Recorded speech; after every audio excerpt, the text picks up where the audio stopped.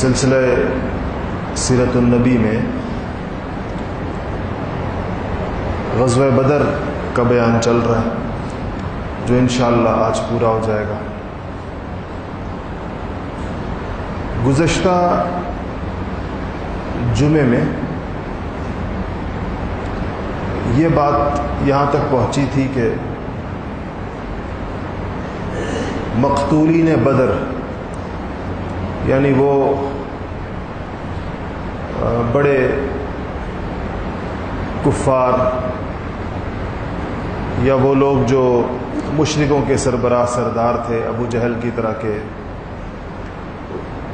اور عتبہ اور شیبہ جیسے، وہ نبی کریم صلی اللہ علیہ وسلم کی پیشن گوئی کے عین مطابق مارے گئے، اور عین اس جگہ مارے گئے جہاں آپ نے فرمایا تھا، اور پھر ایک کنویں کے اندر ڈلوا دیے گئے۔ اس کے بعد آپ صلی اللہ علیہ وسلم نے جاتے ہوئے ان سے کچھ باتیں کی، جس میں آپ نے ان سے یہ کہا کہ تم لوگ کتنے برے لوگ تھے، نبی کے ساتھ تمہارا معاملہ کتنا برا تھا، اور اللہ کے ساتھ تمہارا معاملہ کتنا برا تھا۔ اس پر آپ صلی اللہ علیہ وسلم نے ان کو کچھ باتیں کہیں۔ اس کے بعد آپ نے اہل مدینہ کو خوشخبری سنانے کے لیے کہ اللہ تعالیٰ نے بدر کے میدان میں مسلمانوں کو، رسول اللہ صلی اللہ علیہ وسلم کو کامیابی عطا فرمائی ہے، اور کفر کو اور کافروں کو اور مشرکوں کو ذلیل و رسوا کیا ہے۔ اس فتح مبین کی بشارت کے لیے اور اس خوشخبری کو سنانے کے لیے آپ صلی اللہ علیہ وسلم نے 2 قاصد مدینہ منورہ کی جانب روانہ فرمائے۔ مدینہ منورہ کا ایک بالائی علاقہ تھا، اونچا علاقہ، اور ایک زیری علاقہ تھا۔ تو جو بالائی علاقہ تھا وہ عالیہ کہلاتا تھا، اور جو زیری علاقہ تھا وہ سافلہ کہلاتا تھا۔ جیسے ہمارے علاقوں کے اندر کسی علاقے کو اپر اور لوور کہا جاتا ہے کسی ایک ہی جگہ۔ تو سیدنا اسامہ ابن زید کو، اسامہ ابن زید کے والد سیدنا زید ابن حارثہ، جو نبی کریم صلی اللہ علیہ وسلم کے ایک طرح سے منہ بولے بیٹے تھے، ان کو مدینہ منورہ کے نچلے علاقے کی طرف بھیجا، اور سیدنا عبداللہ ابن رواحہ رضی اللہ عنہ کو مدینہ منورہ کے اوپر کے علاقے کی طرف بھیجا۔ ان کے بیٹے اسامہ ابن زید، زید ابن حارثہ کے بیٹے، وہ بدر میں شریک نہیں ہوئے تھے اپنی نوعمری کی وجہ سے، اور نوعمر تو یہ اس لیے ہوں گے بہت زیادہ کہ آپ کو یاد ہوگا کہ نبی کریم صلی اللہ علیہ وسلم نے اپنی وفات سے چند دن پہلے جو ایک لشکر روانہ کرنے کا ارادہ فرمایا تھا، اور لشکر مدینہ منورہ سے تھوڑا سا نکل بھی گیا تھا، وہ انہی کی سربراہی کے اندر تھا، اسامہ ابن زید رضی اللہ تعالیٰ عنہ کی، اور اس وقت ان کی عمر 17 برس تھی۔ تو اس کا مطلب یہ ہے کہ اگر وہ واقعہ 10 ہجری کا ہے اور یہ واقعہ جو ہے بدر 8 ہجری کا ہے، تو ان کی عمر 17 برس سے 8 سال مزید کم کر دیجئے، تو یہ کوئی 9 سال کے ہوں گے اس وقت۔ تو فرماتے ہیں اسامہ ابن زید کہ ہم بقیع میں تھے، بقیع جو قبرستان تھا، اور ہم رسول اللہ صلی اللہ علیہ وسلم کی صاحبزادی حضرت رقیہ کی قبر پر مٹی ڈال رہے تھے. ان کی وفات ہوئی تھی اسی دن، اور ان کی بیماری کی وجہ سے نبی کریم صلی اللہ علیہ وسلم نے سیدنا عثمان غنی جو ان کے شوہر تھے ان کو بدر میں ساتھ جانے سے منع فرما دیا تھا. لیکن چونکہ نبی کریم صلی اللہ علیہ وسلم نے منع کیا تھا، اس لیے بدر میں شرکت نہ کرنے کے باوجود آپ صلی اللہ علیہ وسلم کے حکم پر سیدنا عثمان غنی کو اصحاب بدر کی طرح ہی آپ نے غنیمت میں سے حصہ عطا فرمایا تھا کہ یہ رکے ہیں میری وجہ سے، میں نے ان کو روکا، تو ان کو حصہ بدر کی جو غنیمت تھی اس میں سے 8 لوگ، بعض روایتوں میں زیادہ بھی آتے ہیں، یہ وہ لوگ ہیں جن کو نبی کریم صلی اللہ علیہ وسلم نے بدر میں شرکت نہ کرنے کے باوجود بدر کی غنیمت میں سے حصہ عطا فرمایا. ایک تو سیدنا عثمان غنی رضی اللہ تعالی عنہ ہیں، اور دوسرے حضرت 2 عشرہ مبشرہ میں سے 2 حضرات ہیں، حضرت طلحہ بن عبید اللہ اور دوسرے حضرت سعید ابن زید. ان دونوں کو آپ نے ابو سفیان کے لشکر کی خبر گیری کے لیے روانہ کیا تھا، اس لیے یہ دونوں حضرات بدر میں نہیں جا سکے تھے، لیکن آپ صلی اللہ علیہ وسلم نے ان کو بدر کا حصہ عطا فرمایا تھا. حضرت ابو لبابہ رضی اللہ تعالی عنہ، ان کو مدینہ میں ذمہ داریاں دے کر آپ نے اپنی جگہ پر چھوڑا تھا، ان کو بھی بدر میں سے حصہ عطا فرمایا تھا. حضرت عاصم بن عدی، ان کو مدینہ کے بالائی علاقے کے اندر آپ نے کچھ ذمہ داریاں عطا فرمائی تھیں اور کہا تھا تم پیچھے رہو، ان کو بھی حصہ عطا فرمایا تھا.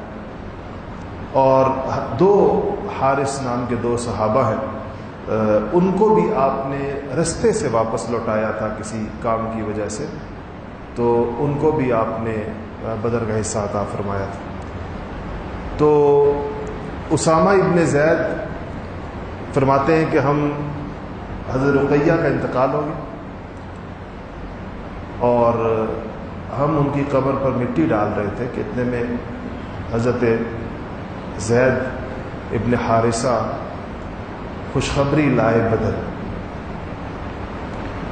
اور یہ خوشخبری اتنی انہونی تھی صحابہ کے لیے، اتنی غیر متوقع تھی کہ جب انہوں نے آ کر نام بنام بتانا شروع کیا کہ ابو جہل مارا گیا، عتبہ مارا گیا، شیبہ مارا گیا، ولید مارا گیا، امیہ ابن خلف مارا گیا، تو سننے والوں کو یہ اندیشہ ہوا کہ شاید ان کا کوئی دماغی خلل ہو گیا ہے، اور یہ اتنے بڑے بڑے لوگ ایک ہی مارکے کے اندر ایک ہی دن میں کیسے مارے جا سکتے ہیں. تو ایک صاحب نے کہا کہ ان کا دماغ تھوڑا متاثر معلوم ہوتا ہے، اس طرح کریں کہ ان کا امتحان لیتے ہیں، ان سے پوچھیں کہ میں کون ہوں، اپنے بارے میں کہا. تو ہو سکتا ہے کہ یہ کہے کہ یہ بھی مارا گیا، تو اس کا مطلب ہے یہ ویسے ہی انہوں نے ایک مارا گیا کی گردان چلائی ہوئی ہے، جس بندے کا نام ان کے سامنے لیا جائے تو یہ کہتے ہیں کہ مارا گیا. تو ان صاحب کے بارے میں انہوں نے کہا کہ بتاؤ پھر میں کون ہوں. تو انہوں نے ان کا نام لے کر کہا کہ تم فلاں ہو، فلاں ابن فلاں ہو، اور یہ میری آنکھوں کے سامنے ہو، اور میرا دماغ ٹھیک ہے، میں تم لوگوں کو حقیقت بتا رہا ہوں کہ بدر میں اللہ جل شانہ یہ معاملہ کیا. تو یہ لوگ اس طریقے کے ساتھ اہل مدینہ کو خوشخبری ملی، اور مقتولی اور جو اسیران بدر تھے، وہ لوگ جو قید ہوئے بدر کے اندر، ان کو لے کر حضرات صحابہ رضوان اللہ تعالی علیہم اجمعین نبی کریم صلی اللہ علیہ وسلم کے ساتھ مدینہ منورہ آئے. بدر کے ان قیدیوں کے بارے میں، جس میں بہت سارے لوگ موجود تھے، 70 کے لگ بھگ یہ قیدی تھے، ان کے بارے میں یہ طے ہوا صحابہ کے مشورے سے کہ ان کو فدیہ لے کر چھوڑ دیا جائے. فدیہ کا مطلب تاوان، وہ رقم جو ادا کی جاتی ہے اور یہ مشورہ صحابہ میں سے بہت زیادہ لوگوں نے دیا تھا، اور بڑے لوگوں میں سے سیدنا ابوبکر صدیق رضی اللہ تعالیٰ عنہ کا مشورہ تھا۔ صحابہ میں سے ایک رائے یہ آئی تھی کہ ان کو قتل کیا جائے، اور چونکہ بدر یوم الفرقان ہے، اللہ تعالیٰ نے کفر اور اسلام کے درمیان ایک لکیر کھینچی ہے، تو آج کفر کو اتنی عبرتناک شکست دی جائے کہ کفر پھر کبھی سر اٹھانے کے قابل نہ رہے، ایسا کفر بالکل کچل دیا جائے۔ سیدنا عمر فاروق رضی اللہ تعالیٰ عنہ کی رائے یہ تھی کہ ان سب کو قتل کیا جائے، اور قتل بھی ہر شخص کو، ہر مسلمان صحابی کو اس کا رشتہ دار اس کے حوالے کیا جائے، اور ہر شخص اپنے رشتہ دار کو خود قتل کرے، یہ جو قیدی ہے۔ اور اس سے ان کا ایک مقصد تھا، ان کا مقصد یہ تھا عمر فاروق رضی اللہ تعالیٰ عنہ کا، کہ کفر اور اسلام کے درمیان ایک اتنی وسیع خلیج حائل کر دی جائے، ایک اتنی اونچی دیوار اٹھا دی جائے کہ کوئی بھی چیز، خواہ رشتہ داری ہو، خواہ تعلق ہو، خواہ باپ بیٹے کا رشتہ ہو، بھائی بھائی کا رشتہ ہو، لیکن اگر درمیان میں کفر حائل ہے، ایک کافر اور ایک مسلمان ہے، تو کفر کی اس آڑ کو کبھی پار نہ کیا جا سکے۔ اور اس بنیاد کے اوپر جو ہے وہ جو نبی کریم صلی اللہ علیہ وسلم کی دنیا میں تشریف آوری کا سب سے بڑا مقصد تھا، تو اس پہ آنچ نہ آئے۔ تو عمر فاروق رضی اللہ تعالیٰ عنہ نے برملا اپنا مشورہ دیا کہ یا رسول اللہ، میرا مشورہ یہ ہے، ان کو قتل کریں، ہم فدیہ نہ لیں، اور قتل بھی ہر بندہ اپنے رشتہ دار کو خود کرے۔ تو آپ نے چونکہ صحابہ کی اکثریت کا کی یہ رائے تھی کہ فدیہ لے لیا جائے، تو آپ نے فدیے کا فیصلہ فرما لیا۔ اللہ جل شانہ کو اس رائے سے زیادہ، جو فدیہ لینے والی رائے تھی، اس کی بجائے سیدنا عمر فاروق رضی اللہ تعالیٰ عنہ کی رائے زیادہ پسند آئی، اور آسمان سے وحی اتری، قرآن کی آیتیں اتری کہ نبی کو یہ چاہیے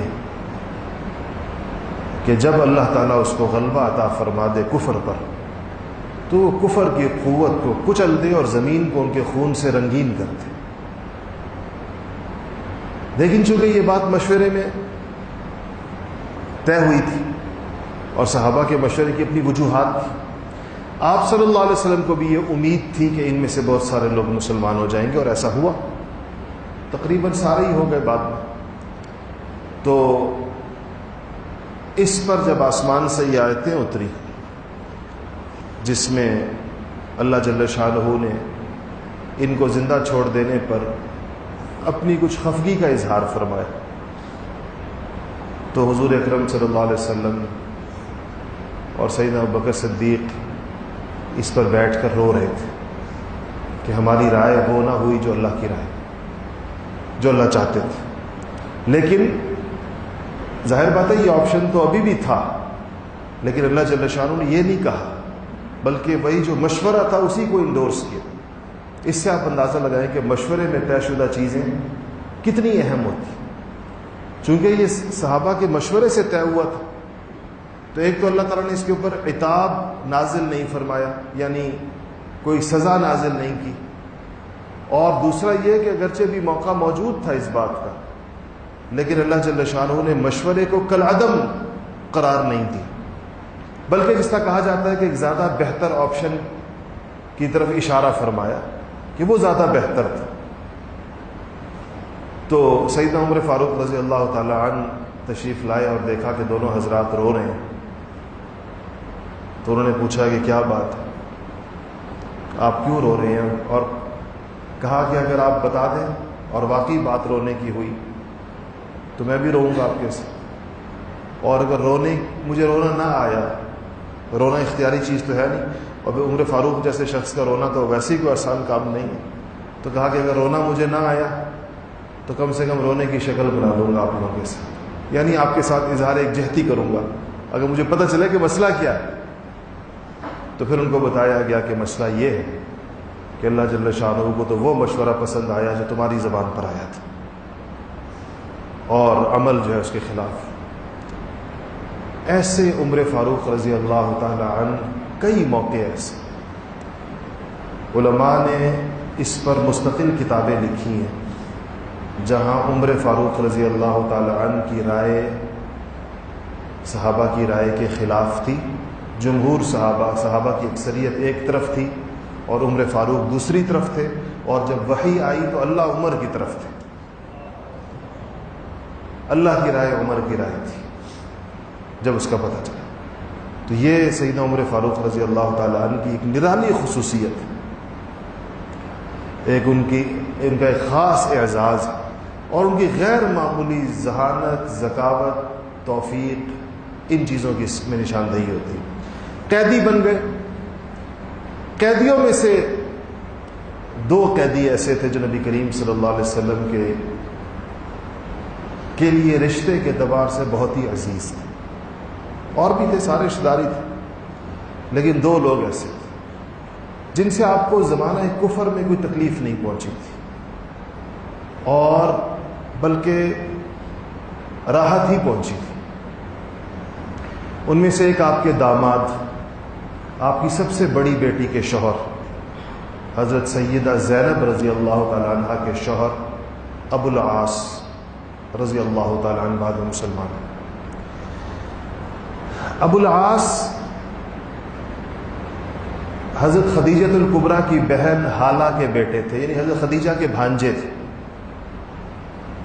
اور حضرت خدیجہ نے یہ رشتہ کیا تھا، اور یہ بہت ہی ایک اچھے داماد تھے۔ اسلام نہیں لائے اس وقت تک، لیکن کبھی حضرت زینب کو تکلیف نہیں پہنچائی، باوجود اس کے کہ حضور ہجرت کر کے مدینہ تشریف لے گئے، اور حضرت زینب انہی ابو العاص کے پاس مکہ میں رہ گئی، لیکن انہوں نے کبھی بیوی کو تکلیف نہیں پہنچائی، حالانکہ سارے یہ کافر تھے اور سارے مسلمان جو ہے وہ مدینہ جا چکے تھے۔ تو یہ گرفتار ہو گئے، ان کا فدیہ مقرر ہوا، اور ظاہر بات ہے کہ فدیہ گھر والے ہی دیتے ہیں۔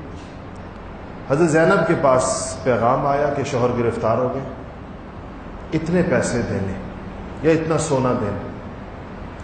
حضرت زینب کے پاس گھر میں جیسا ہوتا ہے بعض اوقات نہیں ہوتی کوئی چیز، ان کے پاس صرف وہ ہار تھا جو ان کی ماں خدیجہ الکبریٰ رضی اللہ تعالی عنہا نے شادی پر ان کو پہنایا تھا۔ جیسے مائیں زیور دیتی، تو انہوں نے وہی ہار اپنے گلے سے اتار کر اپنے والد کے پاس بھیج دیا، اپنے شوہر کے فدیے کے اندر۔ سچویشن دیکھیں کیسی، فدیہ دیا کس کو جا رہا ہے اور کس کے لیے دیا جا رہا ہے، اور فدیے میں دیا کیا جا رہا ہے۔ اللہ تعالیٰ نبیوں کو بھی کیسے کیسے امتحانات سے گزارتے ہیں۔ تو جب وہ مکے والا قاصد آیا تو حضور کے سامنے کہا کہ جی ابو العاص کا فدیہ آیا ہے، تو آپ کے سامنے وہ ہار رکھ دیا جو بیٹی نے بھیجا تھا، اور حضور کی محبوب ترین بیوی کی نشانی تھی۔ حضرت خدیجہ کے ساتھ حضور کو بہت شدید محبت تھی، اور ساری عمر رہی، ان کی وفات کے بعد ساری عمر ان کو یاد کرتے رہے۔ تو ہار دیکھ کر حضور کی آنکھوں میں آنسو آ گئے، اور حضرت خدیجہ کی یاد آئی، بیٹی کی مظلومیت پہ بھی ترس آیا ہوگا کہ اس کے پاس، اس کا مطلب ہے کہ کوئی اور چیز نہیں تھی کہ وہ بھیجتی سوائے ماں کی اس نشانی کے جو اس نے بھیج دی۔ تو آپ نے صحابہ سے کہا کہ ہار تو آیا ہے خدیجہ کا، چاہو تو رکھ لو، چاہو تو لوٹا دو، کہ ابو العاص کے ہاتھوں واپس بھیج دو۔ صحابہ حضور کے مزاج شناس تھے. ان کا رسول اللہ یہ ہار قیدی کے ساتھ واپس جائے، یعنی ہم نہیں لیتے. تو ابو العاص چلے گئے. اچھا پھر ابو العاص کی بات پوری کر دوں، اگرچہ اس کا بدر سے تعلق نہیں ہے. یہ چلے گئے تو حضور صلی اللہ علیہ وسلم سے کہا کہ ابو العاص تمہیں میں ایسے ہی چھوڑ، ایک کام کرو. اور وہ ظاہر اعتماد ان کی اس پر تھا کہ وہ کرتے ہیں نہیں کرتے. مکہ جا کر زینب کو بھجوا دو مدینہ، اس لیے کہ کافر میاں اور بیوی جب ہجرت ہو جائے وہ جانی چاہیے. وہ شاید ان کو آنے کی اجازت نہیں دی ہوگی اس وقت، تو جب ہجرت ہو جائے پھر حکم بھی الگ ہو جاتا ہے. تو چونکہ شوہر مسلمان نہیں تھے، اس لیے جیسے ہی حضرت زینب کو موقع ملتا تو ان کے لیے ہجرت کا حکم ہے. تو کہا کہ تم جا کے زینب کو مدینہ بھیج دو. یہ چلے گئے اور اب ان کی مرضی تھی، چھوٹ تو گئے تھے اور مسلمان بھی نہیں تھے کہ بندہ کہے کہ کوئی وعدہ پورا کرنا تو مسلمانوں پہ لازم ہوتا ہے. لیکن ان عربوں کے اندر قریش میں کچھ صفات ایسی غیر معمولی تھیں. واپس جا کر انہوں نے سب سے پہلا کام یہ کیا کہ زینب سے کہا کہ ٹھیک ہے آپ جائیں مدینہ. تو وہ جانے لگیں اور کنانہ نامی ایک صاحب تھے، ان کے ذمہ لگایا کہ ان کو چھوڑا ہے مدینہ. تو جب وہ جانے لگیں تو پہلے ایک بندہ مشرک آیا اور کہا کہ ہم نہیں جانے دیں گے. پھر ابو سفیان آ گئے، وہ مسلمان نہیں ہوئے تھے اس وقت. انہوں نے کہا کہ جی اس طرح تو نہیں جائیں گے. تو کنانہ بڑے جری آدمی تھے، ان کے حوالے کیا تھا، حالانکہ وہ بھی ادھر ہی کے تھے مکہ کے. تو انہوں نے کہا کہ میں زینب کے اونٹ کے پاس بھی کوئی آیا تو تیروں سے چھل نہیں کر دوں گا. ابو سفیان نے کہا کہ دن دہاڑے تو نہیں جائیں گی، ہماری بے عزتی ہے، ذلت ہے ہماری کہ محمد صلی اللہ علیہ وسلم کی بیٹی دن کی روشنی کے اندر مکہ سے مدینہ جائے. ہاں یہ ہو سکتا ہے کہ ابھی آپ واپس چلے جائیں، ہم نے روک لیا آپ کو، 1-2 دنوں کے بعد رات کے اندھیرے میں لے جائیں، ہماری آنکھوں کے سامنے مت لے کے جائیں. کیونکہ ٹھیک ہے واپس آ گئے. اور لیکن حضرت زینب کو اس دوران جو دھمکایا گیا جن لوگوں نے، اس خوف کی وجہ سے ان کا حمل گر گیا، حاملہ تھی. اور پھر وہ واپس لائی گئیں اور پھر 2-3 دن کے بعد رات کے اندھیرے میں ان کو مدینہ پہنچا کر ابو العاص نے اپنا وعدہ پورا کر دیا. اللہ کی شان ایسے ہوا کہ ابو العاص ایماندار آدمی تھے. یہ وعدہ وفائی بھی ایماندار آدمی کرتا ہے، اور ایماندار آدمی جب تجارت کرتا ہے تو لوگ اس پہ اعتماد کرتے ہیں. یہ شام جا رہے تھے تجارت کے لیے، اور مکہ والوں کا پیسہ ان کے پاس تھا، مکہ والوں کا سامان ان کو لوگ دیتے تھے، امین سمجھ کر ان کو دیتے تھے. تو یہ مکہ سے نکلے اور شام جانے والے، تو آپ کو پتہ ہے کہ مدینہ کے قریب سے گزرتے تھے، اور صحابہ تو یہ چھاپہ مار کارروائیاں کرتے تھے ان کے اوپر، کیونکہ لوگ حربی کافر تھے. حربی کافر کا جان مال ہر چیز جائز ہوتی ہے. تو یہ کہیں نکلے مدینہ شام کے لیے اور مدینہ کے پاس سے گزر رہے تھے. صحابہ کی ایک ٹولی نے ان پر حملہ کیا اور ان کا سارا سامان لے لیا. سامان تو پکڑ لیا، غنیمت تھی ساری. یہ بھاگ نکلے، یہ ہاتھ نہیں آ سکے. اور یہ جو بھاگے اور جس بستی میں داخل ہوئے تو وہ مدینہ منورہ تھی، قریب ترین بستی. انہوں نے سوچا کہ اور تو کوئی صورت نہیں ہے. لوگوں سے پوچھا کہ زینب کا گھر کدھر، بی کا جس کو تھوڑا سا پہلے بھیجا تھا. تو زینب کا گھر پتہ چلا تو حضرت زینب کے گھر میں گھس گئے. ان کو بتایا کہ یہ لوگ میرے پیچھے، مال لوٹ لیا اور میں بچ گیا ہوں، مجھے پناہ دے دو. پناہ کا مطلب یہ ہوتا تھا کہ اب اس کو کوئی ہاتھ نہیں لگا سکتا. تو کوئی صبح کے قریب کا وقت تھا، رات تھی، گھر میں گھس گئے. حضرت زینب صبح فجر کی نماز کے لیے مسجد نبوی آئیں اور جیسے ہی صفیں کھڑی ہو گئی، لوگ نماز کے لیے کھڑے، تو زینب نے مسجد میں آواز لگائی کہ لوگ ایک دم متوجہ ہو گئے. خواتین کی صفوں سے آواز آئی کہ مسلمانوں، میں زینب بنت محمد ہوں، محمد صلی اللہ علیہ وسلم کی بیٹی ہوں. میں نے ابو العاص کو پناہ دے دی، اب ابو العاص کو کوئی ہاتھ نہیں لگا سکتا. تو حضور صلی اللہ علیہ وسلم کو بھی اسی وقت پتہ چلا. تو آپ صلی اللہ علیہ وسلم صحابہ کو، اگر یہ صحابہ جتنے بھی جان نثار تھے، آپ نے پھر بھی چاہا کہ آپ صحابہ کو بتا دیں کہ مجھے اس بات کا پتہ نہیں تھا. تو آپ نے کہا کہ لوگوں، آپ نماز پڑھانے کے لیے مصلی پہ کھڑے، آپ نے کہا جیسے کہ یہ آواز تم لوگ ابھی سن رہے ہو اور اس آواز سے تمہیں جو اطلاع ہوئی ہے مجھے بھی یہ اطلاع ابھی ہوئی ہے، یعنی یہ تمہارے ذہن میں کسی کے بھی نہ آئے کوئی پہلے سے باپ بیٹی کو پتہ تھا۔ حالانکہ صحابہ بالکل ایسے لوگ نہیں تھے جو ایسا کوئی گمان کرتے، لیکن نبی کریم صلی اللہ علیہ وسلم شیطان کو وسوسے ڈالنے کا موقع نہیں دیا کرتے تھے۔ زینب کو پناہ مل گئی، صبح ابو العاص آئے اور حضور کے ساتھ ملاقات۔ حضور نے زینب کو کہا فجر کی نماز کے بعد کہا کہ چونکہ اب ہجرت ہو گئی تھی اور زینب ہجرت کر کے آ گئی تھی، جو احکامات ان پر لازم ہو گئے تھے وہاں جو نہیں تھے، آپ نے کہا کہ بیٹی اکرام کرو اس کا، اپنے شوہر کا اکرام کرو، مگر قریب مت ہونا اس کے، اب وہ تمہارے لیے جائز نہیں، بوجہ کافر ہو گئے، مسلمان ہے کافر، تو اس کو قریب مت ہونے دینا، باقی اس کا تمہاری پناہ میں ہے، تم نے اس کو دیا تو اس کے ساتھ جو اکرام کر سکتی ہو کرو۔ تو صبح صحابہ کو حضور نے کہا کہ اب ابو العاص واپس جانے لگے، تو حضور نے کہا کہ بھائی جو تم لوگوں نے مال اس کا لیا ہے وہ تمہارے لیے جائز ہے، واپس نہ کرنا چاہو تو تم پر کوئی بوجھ نہیں ہے، وہ غنیمت ہے، دے دو۔ تو ابو العاص اچھا آدمی، مرضی تم لوگوں کی۔ سیرت نگاروں نے لکھا ہے کہ حضور کی منشا کی معمولی سا رخ دیکھتے ہوئے صحابہ ہر وہ چیز واپس لے آئے جو ابو العاص سے لی تھی، اور کوئی کہتا ہے ڈول، رسی، یہ جو چھوٹی چھوٹی چیزیں ہوتی ہیں یہ بھی نہیں چھوڑی کسی نے اپنے پاس، ایک ایک چیز ان کی پوری کر لی۔ کسی نے ابو العاص سے کہا کہ ابو العاص مسلمان ہو جاؤ، اس نے کہا کہ ایسے نہیں ہوگا، اگر ابھی میں مسلمان ہوتا ہوں تو اس میں جبر محسوس ہوگا، جیسے میں پکڑا گیا ہوں، دوسرا لوگوں کا خیال ہوگا کہ شاید میں یہ مسلمان اس لیے ہو رہا ہوں کہ میرا مال تم لوگوں کے پاس ہے، تو میں مسلمان ہو جاؤں گا تو مجھے مال واپس کر دو، کیونکہ مسلمان کا مال تو غنیمت نہیں ہوتا، غنیمت تو کافر کا مال ہوتا۔ تو انہوں نے کہا کہ اس قسم کا اسلام نہیں۔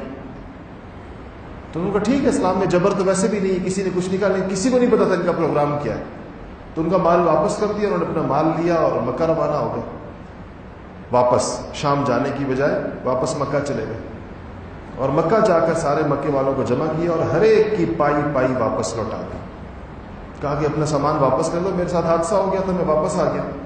پھر کہا کہ اب تم میں سے کوئی شخص ایسا تو نہیں کہ جس کی کوئی چیز میرے اوپر واجب الادا ہو؟ کہا نہیں ایسی کوئی چیز نہیں۔ کہا تو پھر سنو کہ میں محمد الرسول اللہ پر ایمان لاتا ہوں اور میں مدینہ جاؤں۔ یہ چاہ رہے تھے کہ میں اس قسم کا ایمان لاؤں کہ جب میرے اوپر نہ یہ الزام ہو، وہاں کے لوگ یہ نہ سمجھے کہ میں اس لیے ایمان لایا کہ مجھے میرا مال چاہیے، اور کافر یہ نہ سمجھے کہ مدینہ ہمارا مال لے کر مدینہ بھاگ گیا اور ہمارا مال کھانے کے لیے ایمان لے کر آیا۔ یہ پختہ مومنوں کی ایسی نشانی ہوتی، پکے مومنوں کی۔ ان کا نبی کریم صلی اللہ علیہ وسلم نے ان کی بڑی تعریف فرمائی، کہا کہ ابو العاص بہت ہی اچھا داماد تھا، اس نے کبھی زینب کو تکلیف نہیں پہنچائی اور اس نے ہمیشہ جو وعدہ مجھ سے کیا اس کو پورا کیا، رضی اللہ تعالی عنہ۔ دوسرے قیدی جو بدر کے تھے وہ حضرت حضور کے چچا اور آپ کے بڑے بے تکلف دوست حضرت سیدنا عباس رضی اللہ تعالی عنہ تھے، یہ بھی بدر میں آئے تھے قیدی ہو۔ حالانکہ حضرت عباس مکہ کے زمانے میں حضور کے لیے ایک ڈھال بنے رہے۔ آپ کو یاد ہوگا میں نے بتایا تھا کہ بیعت عقبہ کے موقع پر جب انصار آئے تھے اور منی میں بیعت ہو رہی تھی، اس بیعت کے موقع پر بھی حضرت عباس حضور کے ساتھ آئے تھے، اور انصار سے حضرت عباس نے بڑی گفتگو فرمائی تھی کہ تم لوگ یہ ان کی ذمہ داری لے رہے ہو لیکن یہ کوئی معمولی ذمہ داری نہیں ہے۔ حضرت عباس رضی اللہ تعالیٰ عنہ کا جب موقع آیا تو انہوں نے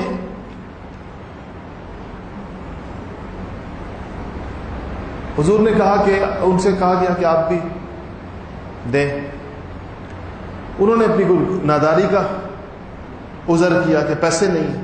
اچھا، اس سے پہلے یہ ہوا کہ جب کسنے والوں نے، جو قیدیوں کو جنہوں نے کسا تھا، انہوں نے حضرت عباس رضی اللہ تعالیٰ عنہ کو ذرا بہت کھینچ کے کس دیا تھا.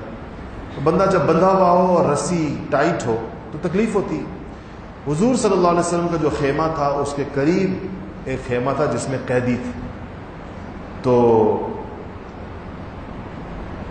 آپ نے حضرت عباس اس رسی کے تناؤ کی وجہ سے رات کو کراہتے ہیں، آوازیں آتی نہیں ان کی تکلیف کی، اور حضرت عباس کی آواز اپنے کان میں پڑنے کی وجہ سے رسول اللہ ساری رات سو نہیں سکے. چچا تو تھے، اور چچا بھی بڑے محبوب چچا تھے. حضرت حمزہ کے بعد حضرت عباس ہی سے آپ کا سب سے زیادہ گہرا تعلق تھا. تو انصار کو پتہ چلا کہ حضور، چونکہ انصار نگرانی کر رہے تھے قیدیوں کی، تو سب سے پہلے تو انہوں نے جا کر حضرت عباس کی گرہ کھول دی. پھر یہ سوچ کر کہ حضور کو تکلیف پہنچی ہے اور آپ حضور کے چچا ہیں، تو انصار نے ایک ایسی تعبیر اختیار کی کہ اس سے پتہ چلتا ہے کہ کیا سلیقہ اللہ پاک نے ان کو دیا تھا اور ادب کے کس درجے پر فائز تھے. آپ کو پتہ ہے نا اس بات کا کہ حضرت عباس کی جو دادی تھی، یعنی عبد المطلب کی جو والدہ تھی، وہ مدینے کی تھی. پہلے یہ بات گزری ہے. ان کے بیٹے سلمہ بنت عمر ان کا نام تھا، اور یہ عبد المطلب جن کا اصل نام شیبہ تھا، یہ یہیں مدینہ پیدا ہوئے تھے، کیونکہ ان کے والد ہاشم شادی کر کے شام میں جا کے فوت ہو گئے تھے. پیچھے سے بچہ پیدا ہوا تھا مدینہ میں، جن کو بعد میں آ کر مطلب لے گئے تھے، چچا لے گئے تھے. تو عبد المطلب کی جو ماں تھی، عبد المطلب کی ماں کا مطلب ہوا کہ وہ کس کی دادی ہو گئی؟ حضرت عباس کی دادی ہو گئی. عباس عبد المطلب کے بیٹے، تو دادی مدینہ کی تھی. تو انصار نے یہ رشتہ نکالا، یہ نہیں کہ حضور کے چچا ہے، اس کا بوجھ حضور پر نہیں ڈالا. حضور کے پاس آ کہا کہ یا رسول اللہ اگر آپ اجازت دیں تو ہم اپنے بھانجے کو ویسے ہی چھوڑ دیتے. کیا کہا کہ ہم کس کو؟ اپنے بھانجے کو، کہ ان کی دادی ہمارے مدینے کی تھی تو یہ ہمارا بھانجا ہو گیا. تو کہا رسول اللہ ہم اپنے بھانجے کو فدیہ لیے بغیر چھوڑنا چاہتے. اصل وجہ کیا تھی کہ حضور کے چچا ہیں، لیکن یہ نہیں کہنا چاہتے تھے کہ ہم آپ کے چچا کو چھوڑنا چاہتے، کہتے کہ ہم اپنے بھانجے کو چھوڑنا چاہتے. تو حضور نے فرمایا نہیں، بغیر فدیے کے تو نہیں، فدیہ تو لیا جائے گا اور پورا لیا جائے گا. بلکہ حضرت عباس سے تو زیادہ لیا گیا تھا. حضور نے اپنے کچھ رشتہ داروں سے زیادہ فدیہ لیا تھا. تو کہا کہ حضرت عباس کو جب کہا کہ فدیہ، ان کا پیسے نہیں. حضور نے کہا کہ وہ اپنی بیوی ام فضل کو جو آپ پیسے دے کر آئے ہیں آنے سے پہلے، جو اس کے پاس رکھوا کر آئے. تو حضرت عباس نے کہا کہ خدا کی قسم ان پیسوں کا تو میرے اور میری بیوی کے علاوہ کسی کو پتہ نہیں ہے. اگر آپ کو پتہ چل گیا ہے تو آپ بلا شبہ رسول اللہ ہیں. تو اشہد ان لا الہ الا اللہ واشہد ان محمد رسول اللہ پر ایمان لے. حضور صلی اللہ علیہ وسلم ان سے جو پیسے لیے گئے تو زیادہ لیے گئے. تو اللہ جل شانہ نے اس پر یہ آیت نازل کی، ان کی تسلی کی کہ یا ایھا النبی قل لمن فی ایدیکم من الاسری ان یعلم اللہ فی قلوبکم خیرا یؤتکم خیرا مما اخذ منکم ویغفر لکم واللہ غفور رحیم. کہ اے نبی ان قیدیوں سے کہہ دیجئے، اللہ کہہ رہے ہیں کہ اے نبی آپ ان قیدیوں سے کہہ دیجئے جو آپ کے قبضے میں ہے کہ تم اس فدیے پر افسوس نہ کرو جو تم نے دیا ہے اپنی جان بچانے کے لیے. اگر اللہ تعالیٰ تمہارے دلوں کے اندر کوئی بھلائی دیکھے گا، ان یعلم اللہ فی قلوبکم خیرا، اگر اللہ نے تمہارے قلوب کے اندر کوئی خیر دیکھی، یؤتکم خیرا مما اخذ منکم، تو تمہارے اللہ تعالیٰ اس تو جو یعنی تمہارے دل میں بھلائی کا مطلب کیا ہے کہ اگر تم اسلام لے آؤ گے، اگر تم یعنی دل سے اسلام لے آؤ گے تو جو تم سے لیا گیا ہے اللہ تعالیٰ تمہیں اس سے کہیں زیادہ عطا کر دے گا. اس کا بدلہ خیرا مما اخذ منکم، کہیں زیادہ تم کو عطا کر دے گا، اور ایک اور چیز بھی دے دے گا، اور وہ کیا ہے؟ ویغفر لکم، تمہیں بخش بھی دے گا، اللہ تعالیٰ معاف بھی کر دے گا آخرت کے اندر. تو حضرت عباس فرماتے ہیں کہ اللہ جل شانہ نے مجھے 100 اوقیہ مجھ سے لیا گیا تھا، 100 اوقیہ سونے کا ایک مقدار. کہتے ہیں ان 100 اوقیہ کے بدلے اللہ پاک نے مجھے 100 غلام عطا فرمائے، اور 100 کے 100 تاجر تھے. میرے 100 غلام 100 تجارتیں کرتے تھے جن کا سارا نفع مجھے آتا تھا. کہتے ہیں یہ وہ بات میرے ساتھ اللہ نے پوری کی کہ تمہیں اس سے اگر تم دل سے ایمان لے آئے تو اس فدیے سے بدر جہاں کہیں زیادہ تمہیں دیں گے. اور کہتے تھے کہ میں امیدوار ہوں اگلی بات کہتے ہیں وہ یغفر لکم کہ اب آخرت کے اندر اللہ پاک ہمیں بخشش بھی عطا فرمائے گا. دنیا کی بات تو دنیا میں پوری ہو گئی, آخرت کی بات فرمائے گا آخرت کے اندر پوری ہوگی. اللہ جل شانہ ان حضرات کے صدقے اور طفیل ہمیں بھی صحیح معنوں میں ہدایت نصیب فرمائے. وآخر دعوانا الحمد